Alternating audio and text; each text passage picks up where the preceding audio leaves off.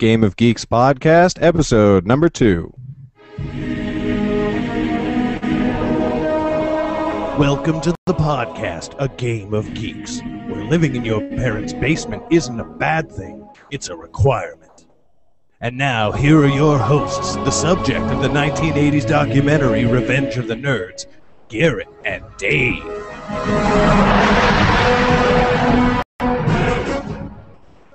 Hello, everyone, and welcome to A Game of Geeks, the podcast that specializes in anything with swords, lasers, fangs, lightsabers, and anything else that's cooler than real life. I am your host, Garrett Robinson, author of Non-Zombie, and with me is your co-host, David W. Wright, author of Yesterday's Gone, White Space, For Nevermore, a whole lot of it's shit. only a half-hour show. And we're done. No, but we should take a brief a moment, since last week was a gigantic clusterfuck of epic proportions, to introduce ourselves and say what the hell this is all about and why we're doing this. So, do you want to start? Hi, my name is Dave. Hi, Dave. No, my name is David Wright. As he said, do Yesterday's Gone with my co-writer Sean Platt. We're both Collective Inkwell is the name of our publishing company. We started on serials in 2011. Really going strong. Got signed to Amazon for 2 serials last year to 47 North. Was that last year? Yeah, and Z2134. Time flies, man. Serious. And big time geek love serialized television. That's pretty much what prompts most of our books. We really love the model, The Wire, Battlestar Galactica, Game of Thrones, Mad Men, Walking Dead, and go on and on and on. Carnival, love that show. So when Garrett said, hey, you want to do a show with me, talk about Game of Thrones and, other cool shit, I said, hell yeah, let's go. So yeah, I didn't realize that you're kind of the only true geek out of Johnny, Sean, and Dave. I didn't really realize that until I sent that out. I am also an independent author. I've been doing it much less of an amount of time than David. That was a grammatically terrible sentence. And I came across him and the others on the self-publishing podcast and started, getting in regular communication with them. And then totally stalking. And then I ended up on their show and then in jail. And now I'm co-writing with Sean. But so anyway, when Game of Thrones started back up, I was just like, oh my god! And I realized that I have no other nerd friends to really talk about the show with, and nobody at my office gives a fuck, so I don't have the water cooler experience. And Zach's not into it. No, Zach is not at all. No, he's wow. not really a big high fantasy guy. He hates the Lord of the Rings. No, wow. Sorry. Let me rephrase that, because everybody in the world is going to hate him. He really doesn't like the books. He loved the movies. Oh my god. Yeah. So yeah, I'm glad he's not on this show. So anyway, so we decided to do a podcast about Game of Thrones, basically so that we could talk about it once a week, and then we will, as I mentioned last episode, be expanding it into other things, whatever we decide to do next. I'm open to anything as long as it's not Once Upon a Fucking Time, because I hate that goddamn show. I haven't seen it, but wow, that's a lot of hate. Oh my god, you have no idea. There's only 2 good things in that show. And we're not here to talk about Once Upon a Time. We're here to talk about Game of Thrones. So, episode 2. This is kind of cool. Season 3, episode 2. Yeah, it was very cool. For a show where not a lot of... Okay, there was none of the usual nudity, not a whole lot of action, but the dialogue was crisp, and, everyone... you could tell they're just setting up this awesomeness, and it, all around it. I love the entire episode. It was strong from beginning to end. What I liked was there was a lot of tension built with everything. There was tension, a lot of tension between Marjorie and Joffrey, a lot of tension between Joffrey and Cersei, Robb and his bannermen, and Catelyn Stark and Robb's wife, John beyond the wall, fucking everybody. Like everybody just is like, it was like right on the cusp of something happening, and like you said, not a lot happened, but I just feel like it was a tremendous setup for next week. And the old queen lady, her with Cersei, that was a great scene. That was awesome, and that happened in the books as well. But what I can't remember from the portion of the third book that I've read is whether that is good or bad for Sansa, or if it affects her at all. Like, I feel like that was really dumb. Yeah, I'm worried about her. You know? I meant Sansa. I said Cersei. Yeah. Well, you said the Marjorie was a good lady, so yeah, that's her mother, isn't it? Well, she's basically good. I mean, she's better than Cersei for sure, but she's such a player. Yeah, no, it's literally anybody. Yeah, no, but I loved her, Marjorie, specifically in this episode. She was awesome because she seemed very like warm and inviting to Sansa, and she wanted to know about Joffrey.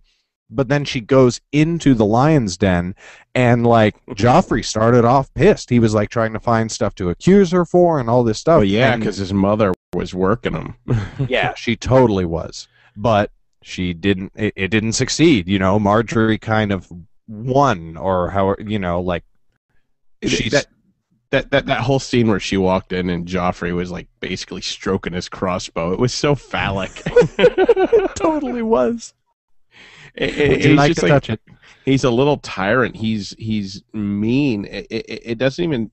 I don't even think he has any interest in sex with women. So that I've noticed on the show, he's more like he's like just.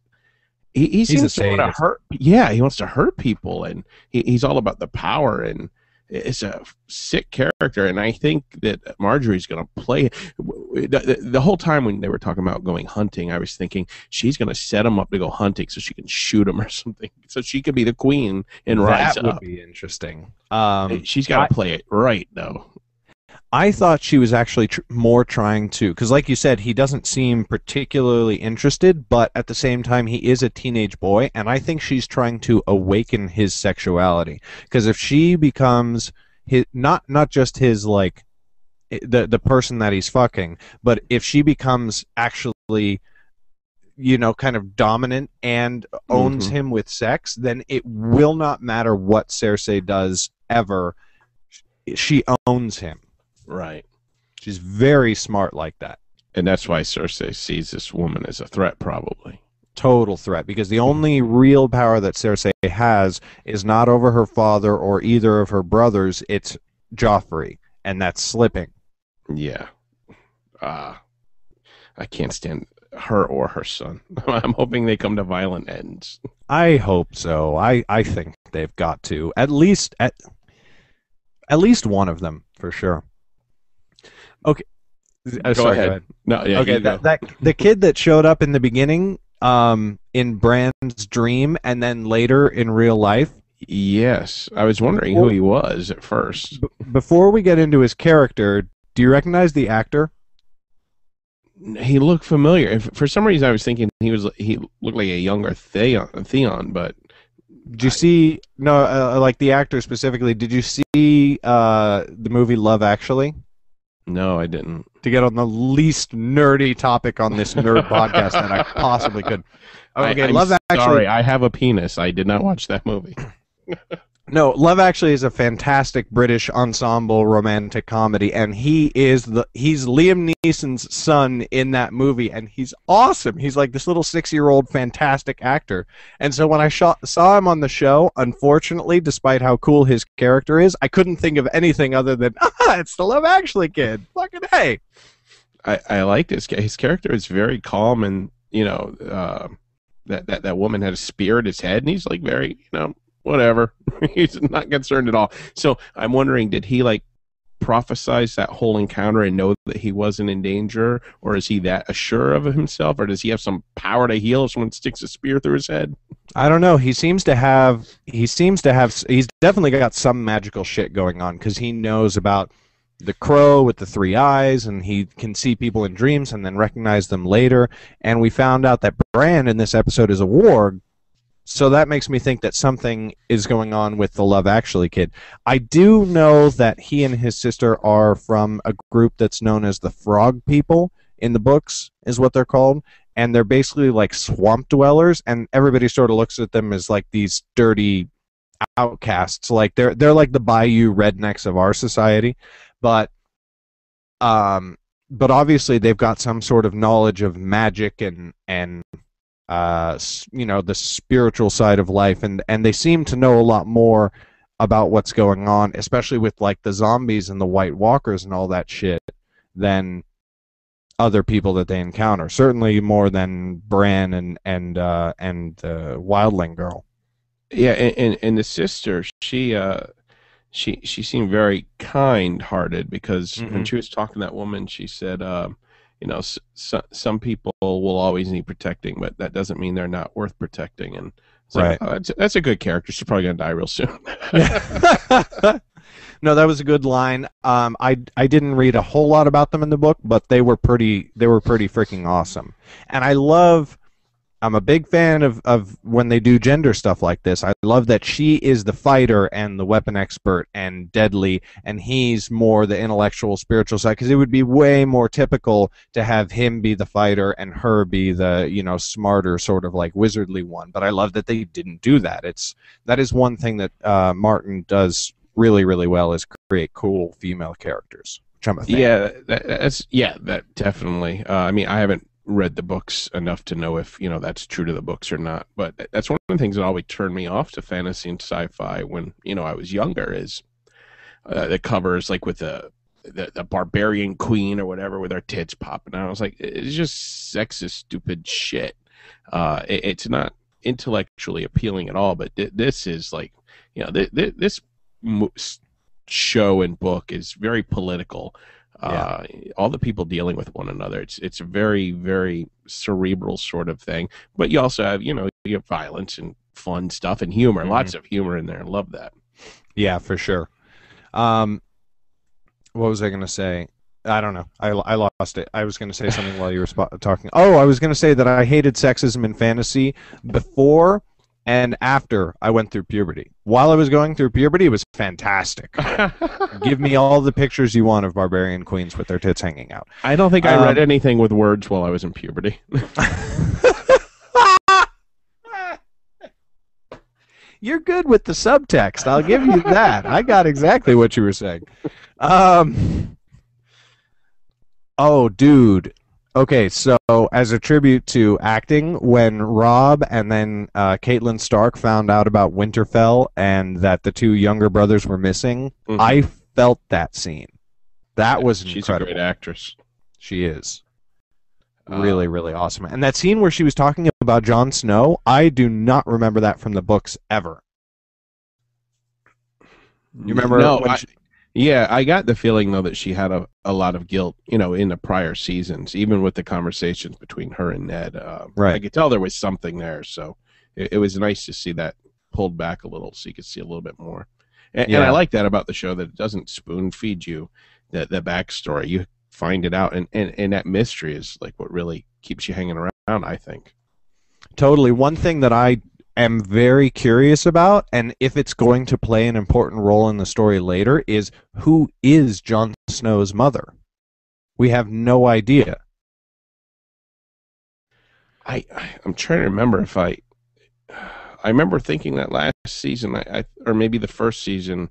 I can't remember if Ned or the other guy, the Joffrey's father, had said something about who she was. I don't remember, but yeah, I'm sure somebody listening, assuming we have any listeners yet, will be able to tell us. Yeah, we'll say, hey, what the fuck, you guys?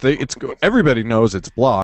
But why are you two doing this podcast? I don't ever remember finding something like that out, and it seems like the sort of thing that would be really important, Maybe in book 19. Exactly. 40 years from now. How about Jaime Lannister? That was an awesome scene at the end. That was Yeah. totally awesome. His fight scene with Bridget, whatever it is. Yeah, I was trying to determine if he would have killed her or not. Because I got the feeling he was kind of trying to test her, not so much get away, but kind of test her skills. I could be totally off on that.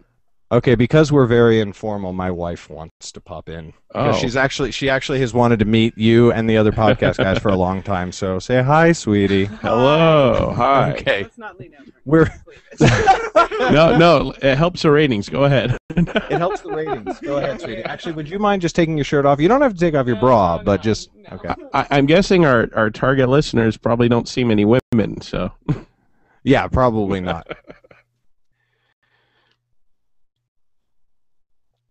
so But no, that last scene, okay, I have to say that last fight scene was fucking awesome. That last fight scene was in the portion of the books that I read, and it was just as awesome in the show and in the books. Like, it was just badass.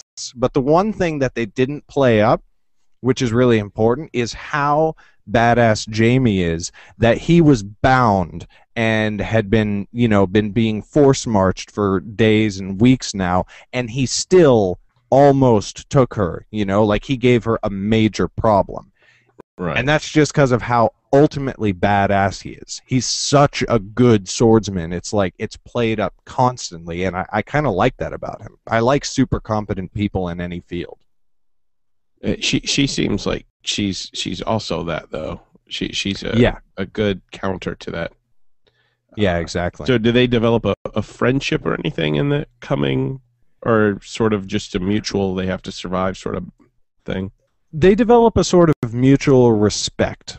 I remember to where to a point where she's sort of like, he's still an Oathbreaker and he's still the Kingslayer, but she recognizes that he's not a completely terrible person. Apparently she doesn't know about him shoving a kid out the window. Or porking his sister. Well, that's not necessarily bad. But I mean, come on, who doesn't think that incest is hot? Just me? Really? And on next week's show.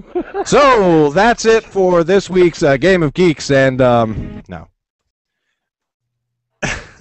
The woman you just introduced me to was your sister, wasn't she? Sister and wife. I told you, David, I live in California, not Alabama. Sorry to all of our Alabama listener. Wait, people from Alabama read? Okay, Yeah. So and there what goes was the hate mail. What the hell, you guys? So another scene or another developing tension that I like is the whole tension with Robb and his wife, because he kind of screwed up by marrying her, but he did it for love. But his mom doesn't really approve, and his bannermen don't really approve. So, like, where's that gonna go? Do you know where that's gonna go? I don't know. I don't. Oh, okay, all right. Because I feel like they've hinted at it enough that it's going to be pretty damn bad news, whatever's going to happen. Right, but I'm just like, I don't know how that's going to affect his war with the Lannisters. Like, are they going to come up and say like, oh, well, you can't be the king because you married out of wedlock or against your agreements or some shit? And like, what? His bannermen are just going to be like, they're right. Let's all go home. Well, I think that sort of thing, it seems like it would do more. It wouldn't be something that they would try to maybe hold against him, like rules. I mean, hell, those two are sleeping with one another, the Lannisters. Right. So really, what are they to speak of and morality there? But I think it will do more to erode his support. And the erosion of that support could be his undoing. And also, I thought that they had said that the woman, the marriage that he was arranged into, that family would be mad. So perhaps they would seek revenge. Yeah, that could be the phrase, Walter Frey and his brood. Because I thought Ned had even at one time warned him not to incur their wrath by doing anything stupid like that. Yeah, that could be. I could see that because Frey seems like really, really petty. Okay, He was I don't the old. remember. He was the old guy in I think season 1, maybe season. No, it was season. No, it was season 2 because Rob was coming down. Ned had been killed, and he needed to secure that crossing, and he was the super old guy with like 100 children. Oh, that guy, yeah. Yeah. He's and scary. Rob, right? Rob was supposed to marry one of his daughters, which then that daughter would have been the lady of Winterfell, and it was a whole political move by Frey. Mm-hmm. Mm. So, and he seems like a petty, evil little man. So it could come from that direction. That would be pretty smart. Yeah, anyone marrying a whole bunch of children is obviously got something wrong with him. He's like a cult leader. Seriously, he's like I don't know who he's like, but he's like a cult leader. That's yeah. Now, last week, didn't Theon's father think he was dead? Did he? I thought that he did. I thought he said he was dead. I don't Oh, that was one thing I was going to say. I thought, or I remembered, that Theon died when Winterfell was retaken. And he's obviously not. So I either remembered it wrong from the books, or they changed it from the books. But they haven't really changed anything else major from the books like that. Yeah, I don't think they would change something like that unless they had a damn good reason, or maybe taking another character that didn't exist and combining them. I don't know. I can't speak I to guess. that. I don't know. He's a weird character. I really liked him early on, and then he became just such a bastard, and I hated him. But right. Now it's like I do want to see him escape. It's weird how the show plays with your feelings about people like that. Like, you can hate somebody and still not want to see them dead. I think with him, it's like he tried to become like a bad guy or whatever. He was like, oh, I'm going to take Winterfell and everything. But then when it came right down to it and like actually ruling the keep with an iron fist, he couldn't do it because he isn't that bloodthirsty. And that was when you were sort of like, oh, he's really actually just posturing. Well, yeah, he wasn't ever trying to be bad. He was trying to gain their respect because everybody was whispering in his ears and working him and saying, you have to rule like this or they're going to see you as weak. And he was trying to be this thing in his father's eyes. It's a very, very identifiable sort of construct for a character. Very believable. And now I never thought his intent was malicious. I think he was just pushed into a situation, and it became a narrower and narrower and narrower where he had no choice but to do what he did, and it was horrible. Right, but for finally backing down, sort of, and not not actually holding the keep like he could have if he'd been real bloodthirsty. Now he's captured and being tortured. So it's like, great moral lesson, Game of Thrones. Well, they also gave you that moral lesson when Jaime had said, they ought to kill that guy that passed by on the horse. And yeah, the woman's like, no, and he's innocent. Well, he fucked them. I like that she didn't, though, because I don't know, like that's just her. That was very in character for her. She's like, I'm gonna do the honorable thing and da da da da da. So, but you saw that look that he gave her at the end. Yeah, exactly. I told you. Told you. Dumb blonde. How about Jon Beyond the Wall and Mance Rayder? Mance Rayder is kind of fucking cool. Yeah, I like the actor that plays him too. I can't remember what else I've seen him in, but he's really good. Yeah, he looks really familiar, and he's badass looking, but very charismatic. And I love that whole thing of like, I told them that they're gonna die if they don't move south, and that's true. And Jon Snow's like, holy, like. Really, everything else that's going on in King's Landing and the war in the north and everything like that, I think all of that shit's going to take a back seat once the zombies come down or once Daenerys comes up with her dragons and her army and whatever the fuck. Now the White Walkers, what exactly are they? They're giants? No. They're basically zombies. Basically. Okay, what were the giants? That they were giants. That guy saw. Okay, so were they with the White Walkers? Were they all together, like in a herd? No, they're with the wildlings. The giants were part of Mance Rayder's army, and they're the guys who are moving south, and they're basically going to try to breach the wall and get into the Southlands because, like, Oh, from what it sounds like, a fucking horde of White Walkers is coming down, and Mance Rayder was like, "We got to get the fuck out of Dodge. Like, no more petty bickering because a fucking zombie horde is on its way and they're going to eat us." so they want to get on the other side of the wall for protection? Yeah, or I mean, maybe it's like a long play and they're going to like take over the wall, but then take over the wall and guard it.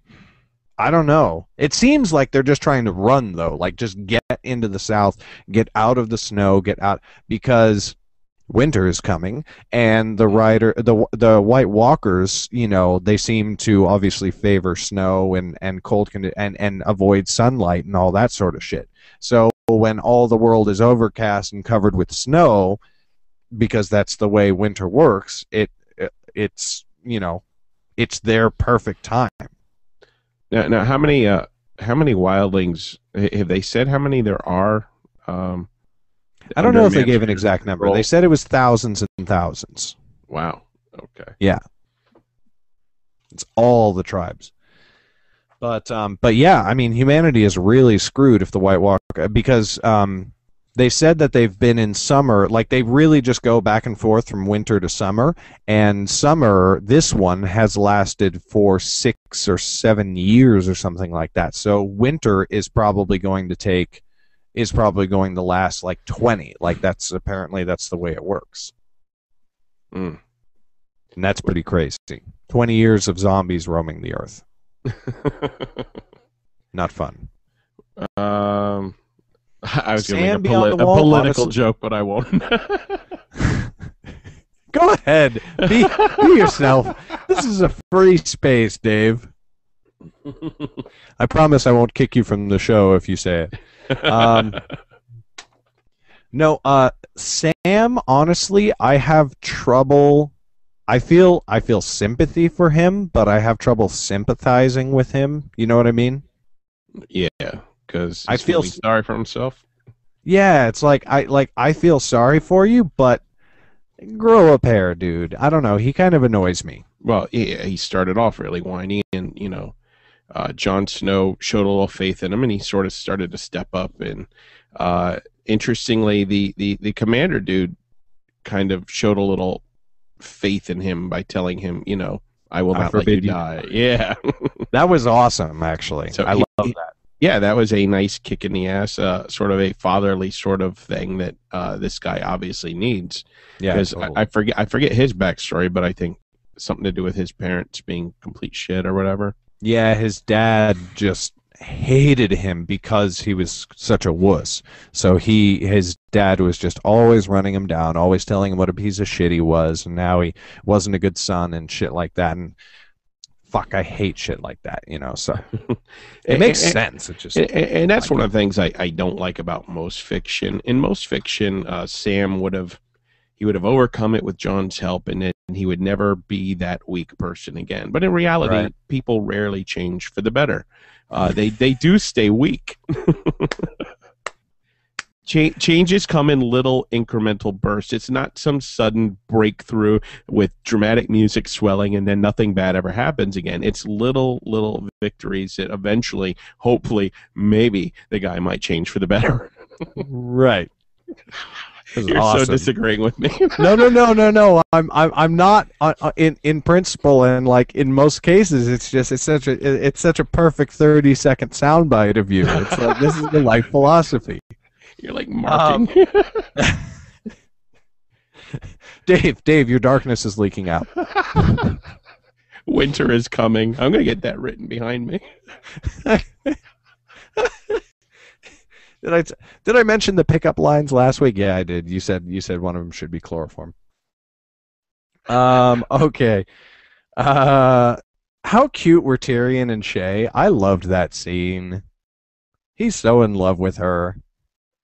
when he was asking for, she came to ask him for a favor to watch out for Littlefinger and whatever, and he was like, oh, I love you so much. I don't look at other women. I don't sleep with other whores anymore. Da da da da da. He's so lovesick. It's adorable.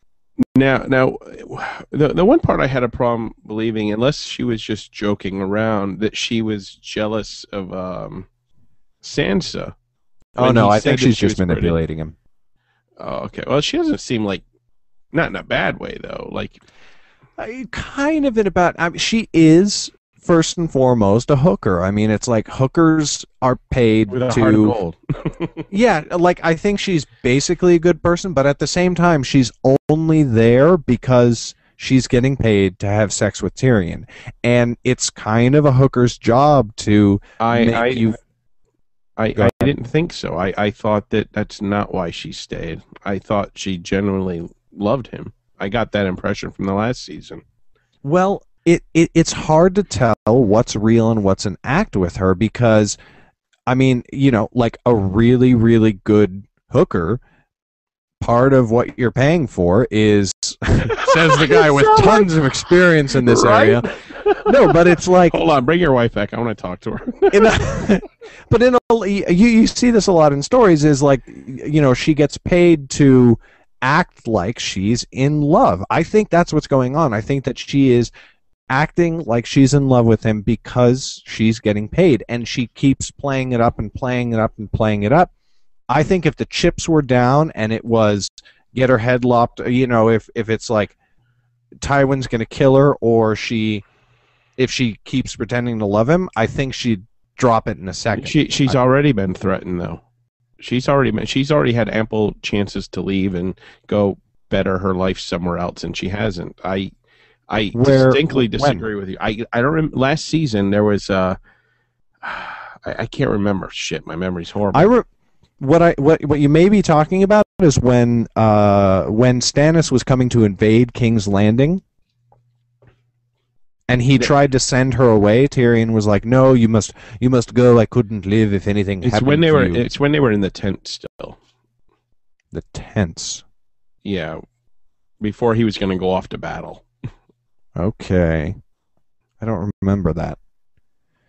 But right when he got hit in the head with that bucket before that, or whatever it was, or the axe, and he got knocked out and he missed the entire fight. Right? Yeah. No, that's what it was. That was the Battle of King's Landing when the King's Guard slashed him across the face and whatever, and he was no. Before that, the fight they were going to have before that, where they were all gearing up and. And he'd brought the wild men to his father's camp and all that shit. That whole it was somewhere in that area where they had this sort of very touching moment that I completely bought that she loved him. I think that she's fond of him, but I don't think it's true epic love. I don't think it's the stuff of legends.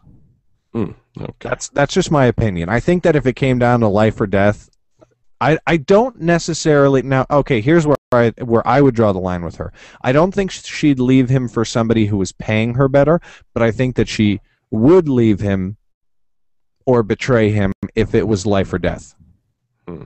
That's where I would draw the line with her. I disagree, but I guess we'll find out. We'll find out for sure. Maybe, I don't know either way. So, I mean, the stories aren't necessarily always following predictable arcs, so.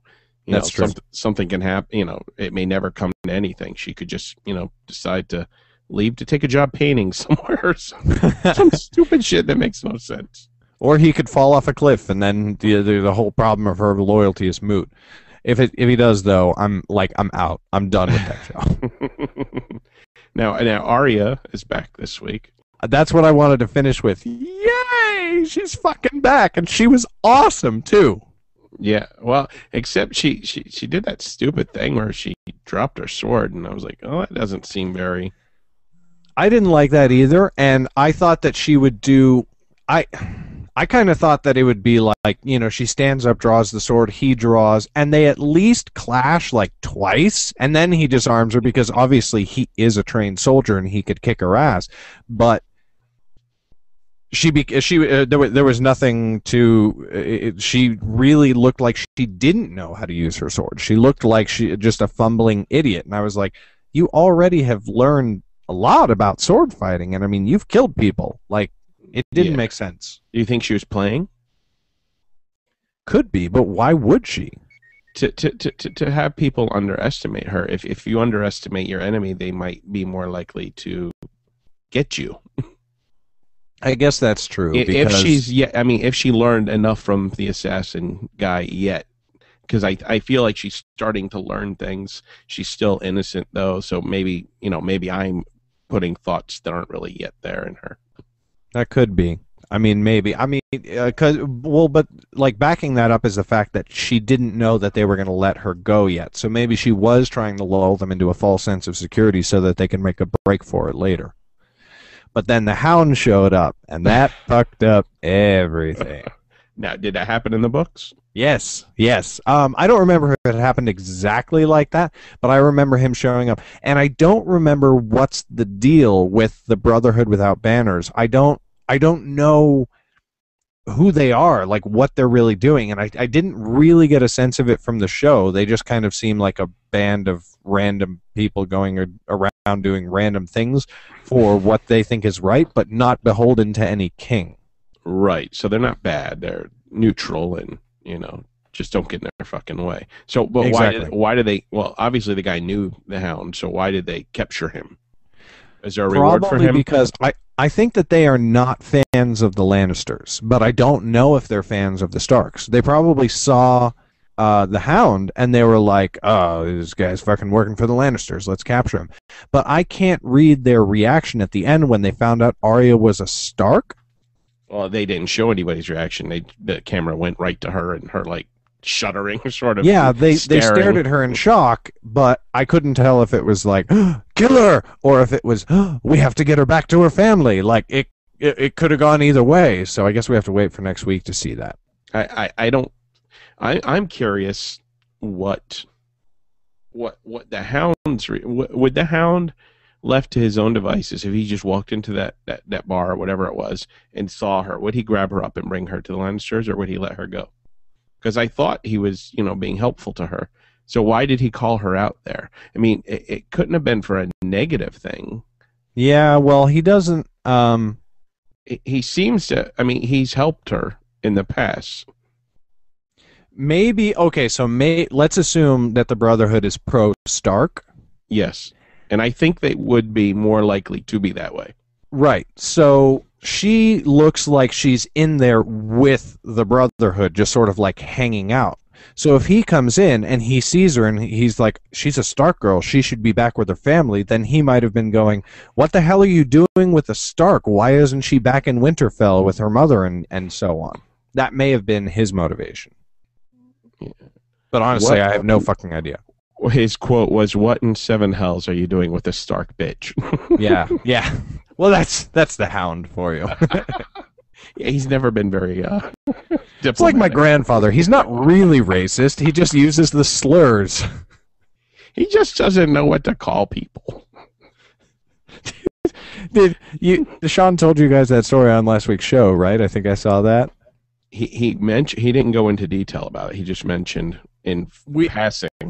On this thing that we're co-writing, I had an old man use a term as a replacement for whippersnapper, and I'm not trying to be offensive. It will make sense in the context of the story. Hold on just a moment. Whenever anyone says, "I don't mean to offend you," you're about to say something offensive. I'm not. Well, it's definitely not going to offend you. I don't think you're going to give a rat's ass, but I'm not trying to offend anybody else. I found out that this was offensive. So he said whippersnapper, but he'd already said whippersnapper too many times, so I substituted a word for whippersnapper. Unfortunately, the word that I substituted was pickaninny. Jesus Christ. Okay, now I send it to Sean, and he sends it back. He's like, dude, that's... You can't say that. We're writing like a young adult / kids book, and he's like, you can't say that. And I'm like, I write him back, genuinely shocked and dismayed. Why?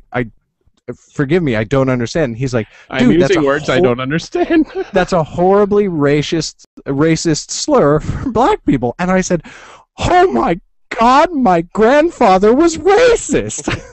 I had he used to say that all the time, and I had no idea what it meant. So I thought it was like a whippersnapper substitute. Oh wow. Fucking Christ. Anyway. Okay. I just have to say, I'm shocked that Sean knew it was offensive, because sometimes he'll write things, and not to that level, but there are things that people would take offense to, and he just doesn't realize, because you both are younger than me, so it's odd, the things that he says. So the two of you working together kind of scares me, because something's gonna slip through the cracks. And I know Sean's not racist, and well, you probably are, like Johnny, but no, but I mean, I'm only racist on accident, I swear. It would be like one of those unintentional racist things. Like if Sean had not realized that word is so horrible, then that would have been left in. And oh my God, and then that scares me. Jesus. All right. Well, that's it. We're over on that wonderful and racist note. We're up for the half hour. So. That's it for this week's Game of Geeks. Thanks everybody for listening. Say hi to my son, YouTube listeners. The website will be up this week, and then both of the podcasts will be available on a podcasting app near you. You can visit my blog at gbr0benson.com. David is davidwwright.com or collectiveinkwell.com. There we go. All right, everybody. Thanks a lot. Have a good night.